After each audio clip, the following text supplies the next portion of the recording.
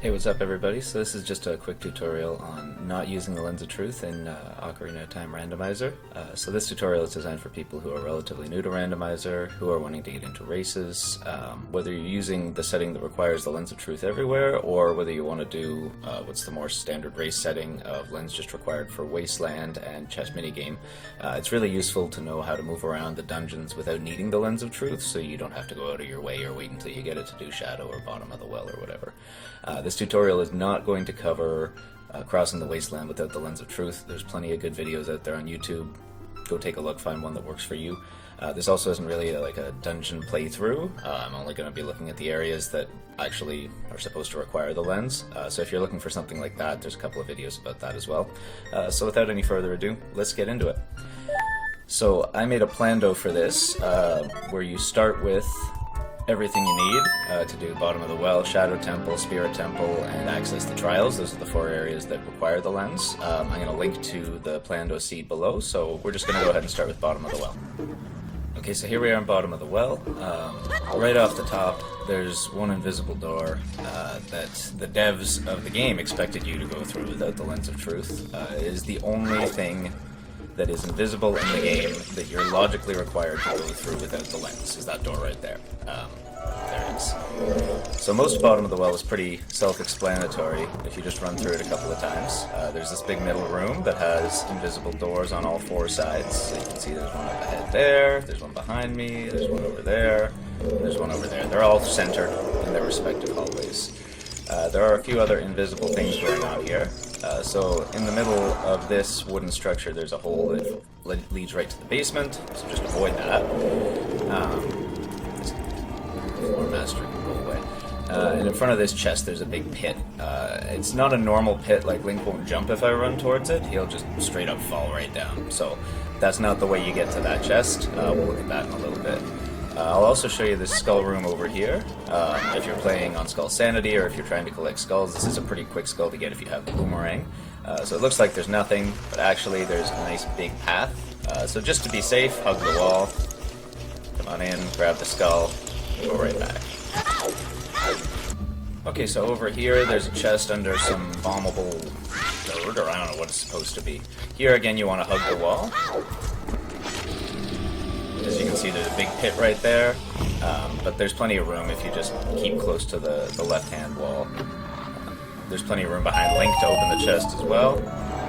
Tons of room, nothing to worry about. So coming back from this area, I usually go down there and then I come over here and grab the compass. 4 side hops and you're there, right through this wall, so that saves you some looking around. And this is the room with the big hole in the floor, so you got room to come in front of this chest, but not too much room. So sort of hug the chest on your way up. Around the corner here, we got another hole in the wall. This one's relatively centered in the wall, so just go for the middle. Also over here, this is where you come up from the basement if you happen to fall down and you have to collect the silver rupees. This is where you come out. There's an invisible wall that you come through. Okay, so we're here in the Dead Hand room. I killed the mini-boss. You get this big chest, but directly behind the big chest at the back of the room is another invisible chest. If you can't find it, just walk around until you see the button that says open. And once you open it, it's not invisible anymore. Okay, so back up in the main hall, we're coming around the corner, and there's this right here. So this is coming around the corner from the Dead Hand room area at the front. Just immediately around the corner, there's a treasure chest in a little, behind a little invisible wall. Hey, I got the sun song. So at the back of that same hall, there's this picture on the wall. Don't walk right up to it. There's a pit, leads right down to the bottom. That's the only one that's in the main hall that leads directly to the bottom. Alright, so this room we're about to go into is probably the trickiest one in the well to handle if you don't have the lens and you're not familiar with how to do it, but I'm going to show you a nice easy setup that works as long as you don't get bodied by a keys in mid-air. So you can see there's lots of holes in the floor here. Don't bother learning where all the holes are. Waste of time. As you can see, there's a straight path to the back if we hug the wall on the far left, so that's what we're going to do. Just go right on back here. Open this chest. If we want to get over to that door, come right in the corner. Don't do this from the chest, do it from the corner. Backflip, and you can side hop right across. If you do that from the chest, then you fall right into the pit, so you gotta make sure you get in the corner before you backflip, but that's all there is to that. If for some reason you want to travel backwards from here, you can get right up against this door, backflip. You can get right up against that door, backflip, and side hop across again. Trust me, as long as you don't get hit midair by a keys. Okay, so that does it for bottom of the well. So we're gonna go adult and check out a few different adult areas, starting with the Shadow Temple. Okay, so we're here in Shadow Temple. So for this Plando, I have it set to Keysy for small keys and boss keys. So if you want to use this to practice running around the temple and getting familiar with all the different mazes and whatever, this is definitely the biggest hurdle for people trying to learn Lensless. So starting in this room with the Spinner of Truth, you want to come over to the right, and there's a little maze here. It's actually not very complicated at all once you learn where to go. So coming out this first door, we'll see it is the middle one. There's 5, it's right in the middle. And over here, likewise there's 5, and again the one in the middle is where we want to go. This is the room with the Gibdo and the Keys, so I won't bother going in there to kill them. And then over here we see these pots. This is a nut drop, handy to know, and it right in the middle again. So middle, middle, middle. And then the only one that's different is this one at the back here, and this pot shows you. So in there is the Dead Hand room. Again, I'm not going to bother killing Dead Hand. So coming back, we just go straight to the middle, around this central thing, and in the middle again. If you do it a couple of times, you'll have it forever. So coming back out here is the Truth Spinner. So one thing to know about the Truth Spinner, there's 5 places where it will stop, but 2 of them are never the correct answer. The 2 at the front, this one and that one over there. If you do have the lens, you can quickly peep and find out. Okay, in this case it's that one. MZX Rules has done some analysis of this and discovered that this one is the correct answer 44.4% of the time, this one 22.2%, and this one 33.3%. So the thing that you usually want to do if you don't have the lens is start by pulling this way and skip the first one. Now, when you stop on this one and it's wrong, the floor collapses under you, so you want to have your hover boots equipped so that you can run out of the way. You got plenty of time to do this. It's not even close to frame perfect, but yeah, just as soon as it stops, be ready to run. Okay, so down in this room, there's 3 identical looking walls. The one on the right and left are actually not walls. Pretty straightforward, and this one is a wall you need to bomb. And I'm just going to show you quickly in this room, there is a big hole in the floor, which in your first playthrough you probably found and thought was a big troll, and then later discovered wasn't. So there's this big hole in the floor. This leads down to the area where you push the block near the boat. So if you get there and you don't have Zelda's Lullaby, you can push the block and then quickly come back through this room later once you find ZL. Okay, so we're down here in the big central room in Shadow Temple. We gotta get over there. No problem. There's giant platforms. You can just run right over. You're not really in any danger of falling. So I'll show you. They're huge. It's not at all precise. This room here has a big invisible spinning blade. You can just sort of hug the walls of the room to come over here and kill the Keys. And I'll show you what happens after we kill all the enemies. So in this room here, there's one visible chest, and in the exact mirror position on the other side, there's an invisible one. Becomes visible as soon as you open it. So this obstacle here is probably the most challenging obstacle if you have the setting to lens required only for Wasteland and chess minigame. So you got this moving platform here, and how do you know where it is when you can't see it? So if you're coming from over there and you move effectively, you can just sort of run onto here and angle sort of up left, and you make it every time. But I'm going to assume that you want a little bit more guidance than that, so we'll do one roll. You can see we still got plenty of room. If you're not sure where you're at, you can use the hook shot. So there, we're hitting the floor, it's making a boing sound. And if you want to get right up to the edge, you can backwalk to the edge. Link can't backwalk off an edge. And so now we know we're like right near the edge. Using the hook shot, we can see, hey, there it is. Okay, so as soon as that red dot shows up, we know that it's in front, and it's a big enough platform that it'll be there for a little while. Now, it looks like I got a little bit lucky there. If you happen to have the long shot, then the red dot will always show up, but it'll just suddenly appear bigger once the moving platforms are in front. So I'm going to go all the way back. We'll do that one more time.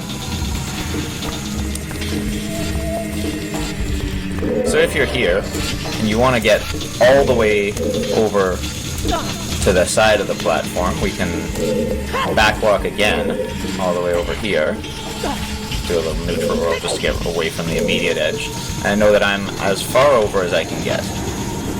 We see it's gone. Nothing there. Oh, there it is. Alright, so now's my time to go. See, I'm on the platform, safe and sound. So it's a little bit slower, but I would recommend, at least at first, using that method because it's pretty reliable. I would also recommend just playing around here, going back and forth a bunch of times until you feel comfortable with it.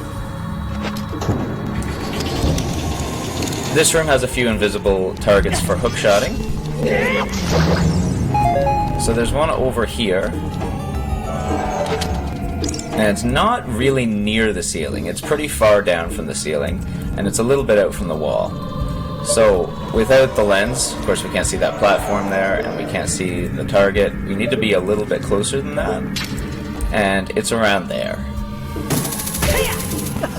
Again, it's the kind of thing, if you do it a couple of times, you find it, and the nice thing about this is that you can mess it up a bunch of times and it doesn't really matter, unlike in the previous room. Should also mention there are some spikes around in this room. They don't do too much damage. Like, I think it's a quarter heart at a time. So I don't really think about them when I'm running around collecting the rupees. It's a trivial amount of damage. There's another invisible hookshot target up there, which you can't reach with just the hookshot unless you backflip onto this chest, which you can easily do every time from there. And then it's just not quite all the way up. So I think it's about 4 or 5 bricks out from the wall. And again, you can just point it at the ceiling and mash it until you find it. But yeah, about 4 or 5 bricks out. So we're here in the fan room. So we'll go in here. There is an invisible chest in the corner of this room. Right there. You don't need to kill the redeads before you open the chest. But you do need to kill the redeads to leave the room. And heading right back out of this room. So the entire panel of that wall right there is open. Again, this is not a very precise movement, so with the hover boots you can just go right across. And one more invisible chest in here is under this explodable dirt, or whatever it's supposed to be. And you can't see it, but it's right there. When you see the blue open button. Oh man, I'm rich. Okay, so if we were to pull the block and go up there, we'd be back in that spinning blade room with the invisible floor. You do need to put the block all the way down there if you want to do that. Okay, so we're here in the invisible maze. The walls are invisible in this maze, but they're still there. This is one of those rooms that after you do it a few times, you just get comfortable with it, so that's what I recommend. Also, usually if I have Pharaoh's Wind, I'll set it here because it's faster than walking back through the maze. So we can see on the mini-map that we're at the right side of the maze, so that's your exit, and it's good to get to know for reference which doors lead to what. So we're going to go to this top door, which is the room that you need Din's Fire for, so you got to go around like that. So you walk past 2 pillars, take a left, walk past 2 pillars, take a right, and hook back over here.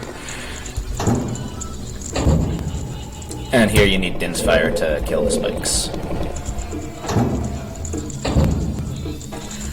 The one on the left actually just has a Skulltula. If we want to go there, we can do it like this. I'm not going to bother going in there. And this one over here has the invisible Floor Master? I think it's a Floor Master. So I'm familiar with that from doing it like a bunch of times. That's the only way that you're going to get comfortable with it. I can describe it and maybe it won't make sense. You can watch it and then maybe not remember it. So my advice is just to come in this room and run back and forth until you feel comfortable with it. This invisible floor master can be trouble. Usually what I do is get owned by him.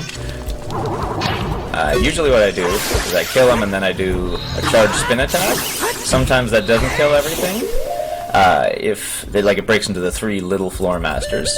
If you lose them and you can't target them to hookshot them or kill them with the bow, I already got them, but Din's Fire also works against those little mini floor masters pretty well.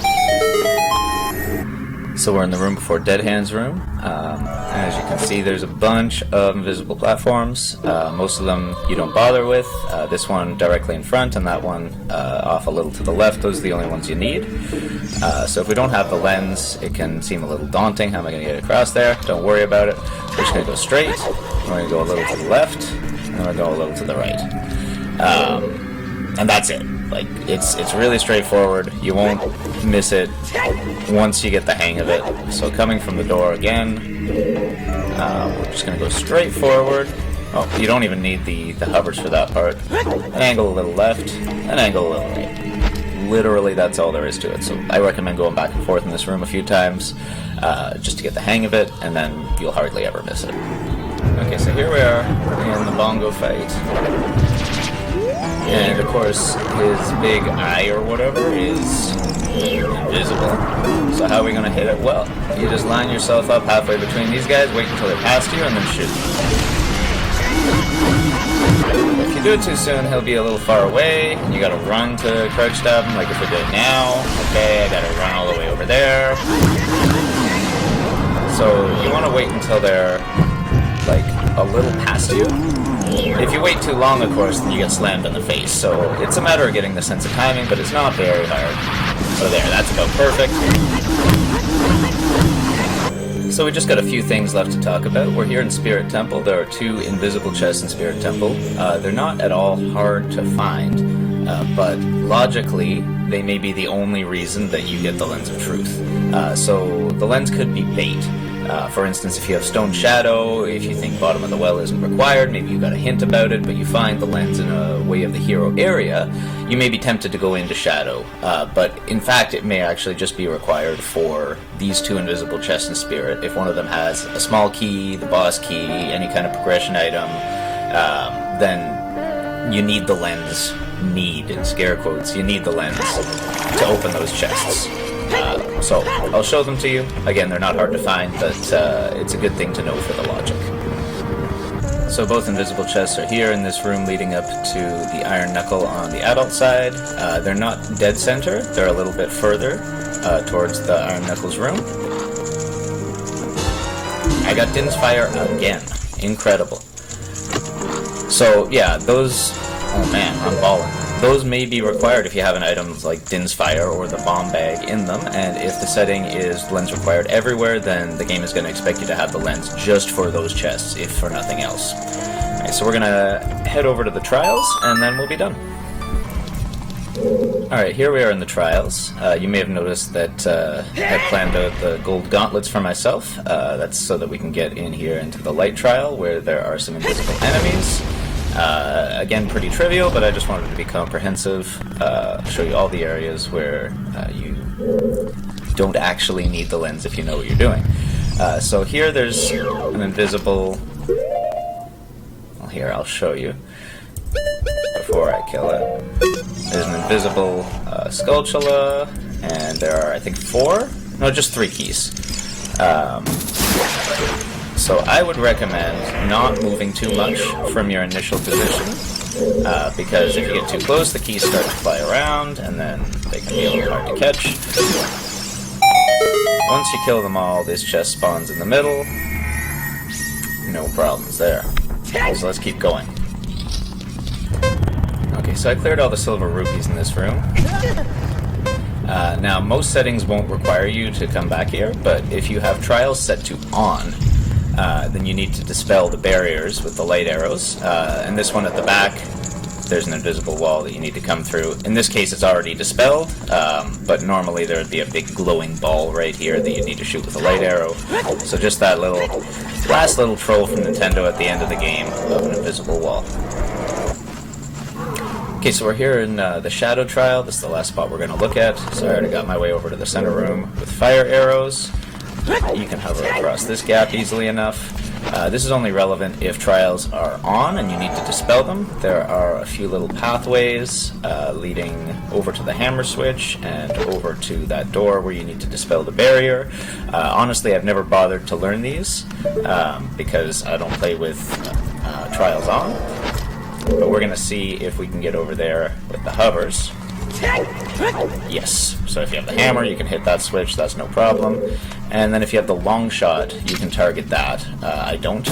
But one thing that you can keep in mind is that the hook shot is really good at showing you where there's an invisible space. So hey, it's there.